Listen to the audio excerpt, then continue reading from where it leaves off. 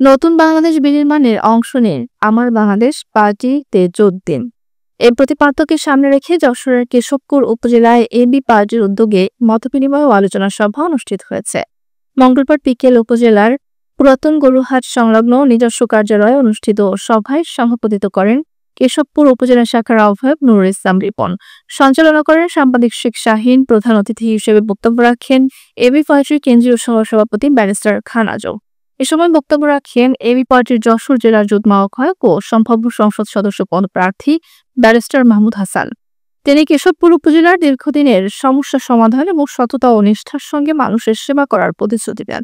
তিনি আরো বলেন, দলের লক্ষ্য হল সেবা ও মূল্যবোধ ভিত্তিক রাজনীতি, অভ্যন্তরীণ গণতন্ত্র ও স্বচ্ছ নেতৃত্বের নির্বাচন, মেধা ও সততার ভিত্তিতে রাজনীতিকে উন্মুক্ত করা। এছাড়া পরিবারতন্ত্র, ব্যক্তি পূজার রাজনীতির অবসান ঘটিয়ে নতুন প্রজন্ম অভিজ্ঞ নাগরিকদের সক্রিয় অংশগ্রহণ নিশ্চিত করা।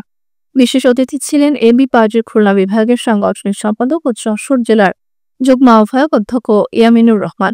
অন্যান্যদের মধ্যে বক্তব্য রাখেন কেশবপুর উপজেলার খেলাঘর আসরের সভাপতি আব্দুল মজিদ, মঙ্গলকোট সেবা সমাজ কল্যাণ সংস্থার পরিচালক এস এম কোরবান আলী এবং বিশিষ্ট সমাজসেবক ডাক্তার আবু বকর সিদ্দিক।